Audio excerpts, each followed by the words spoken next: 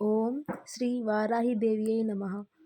ఈరోజు మనం ఈ వీడియోలో శక్తి స్వరూపిణి అయినటువంటి వారాహి అమ్మవారి యొక్క కృపతో సంతానం ఎలా లభిస్తుందో ఒక కథ ద్వారా తెలుసుకుందాం.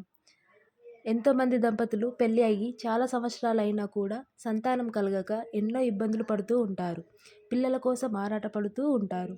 ఎన్నో గుళ్ళు గోపురాలు తిరిగి తిరిగి ఫలితం లేని వాళ్ళ కోసం ఈ వారాహి అమ్మవారి కథ అలాగే మంత్రాన్ని మీకోసం మేము తెలియపరచబోతున్నాను. ఈ వీడియోలో మీకు చూపించినటువంటి మంత్రాన్ని పూజా విధానాన్ని నమ్మకంతో చేసి చూడండి, మీకు మంచి ఫలితం లభిస్తుంది. ఆ కథ ఏంటో తెలుసుకుందాం. ముందుగా ఒక గ్రామంలో రామయ్య మరియు లక్ష్మి అనే దంపతులు ఉండేవారు. వారికి పెళ్ళై చాలా సంవత్సరాలైనా కూడా సంతానం కలగలేదు. వారు ఎన్నో దేవాలయాలు తిరిగారు, ఎన్నో పూజలు కూడా చేశారు, కానీ ఫలితం లభించలేదు. ఒకరోజు ఒక సద్గురు వారాహి అమ్మవారి యొక్క ఉపాసన గురించి వారికి తెలియజెప్పారు. మీరు భక్తితో వారాహి అమ్మవారిని ప్రార్థిస్తే మీ కోరిక తప్పకుండా నెరవేరుతుందని ఆయన సూచించారు.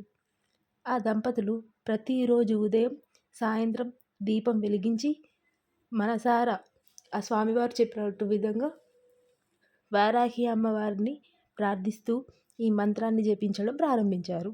ఇలా రోజులు రోజులు గడుస్తూ ఉన్నాయి. నెలలు కూడా గడిచిపోయాయి. వారి విశ్వాసం మరింత బలపడిపోయింది. ఒకరోజు ఆశ్చర్యకరంగా లక్ష్మి గర్భవతి అయింది. కొన్ని నెలల తర్వాత ఒక ఆరోగ్యమైన బిడ్డ కూడా జన్మించాడు. ఆ దంపతులు వారాహి అమ్మవారిని జీవితాంతం కృతజ్ఞతతో పూజిస్తూ సుఖంగా జీవించారు.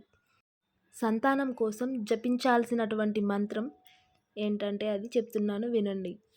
ఓం ఐం హ్రీం శ్రీం వారాహ్యై నమః సంతానం దేహి దేహి స్వాహ. మరొకసారి ఓం ఐం హ్రీం శ్రీం వారాహ్యై నమః సంతానం దేహి దేహి స్వాహ. ఈ మంత్రాన్ని జపిస్తే తప్పకుండా సంతానం కలుగుతుందని ఒక నమ్మకం. అమ్మవారిపై మనం నమ్మకం ఉంచి సంతానం కలుగుతుందని పూజ చేస్తే మనకు తప్పకుండా సంతానం కలుగుతుంది. ఈ మంత్రం జపించడం వలన సంతానం కలుగుతుంది. అదేవిధంగా గర్భధారణ సమయంలో సహాయం అనేది లభిస్తుంది, అమ్మవారి కృప లభిస్తుంది, కుటుంబంలో సుఖశాంతులు కలుగుతుంటాయి. ఈ మంత్రాన్ని ప్రతిరోజు ఉదయం లేదా సాయంత్రం జపించాలి. ఈ మంత్రాన్ని 11 లేదా 108 సార్లు జపించడం మంచిది. ఈ మంత్రాలన్నీ ప్రతిరోజు జపించవచ్చు. ప్రత్యేకంగా శుక్రవారం మంగళవారం జపించినటువంటి పరిస్థితుల్లో ఉంటే అప్పుడు శుభం కలుగుతుందని ఇంకెక్కువగా నమ్మకం. ఎరుపు పుష్పాలు మరియు దీపంతో పూజ చేస్తే చాలా మంచిది. భక్తితో నమ్మకంతో అమ్మవారిని మనం కొలిస్తే తప్పకుండా ఆవిడ మనకు సుఖ సంతోషాలను సంతానాన్ని ప్రాప్తిస్తుందని నమ్మకం.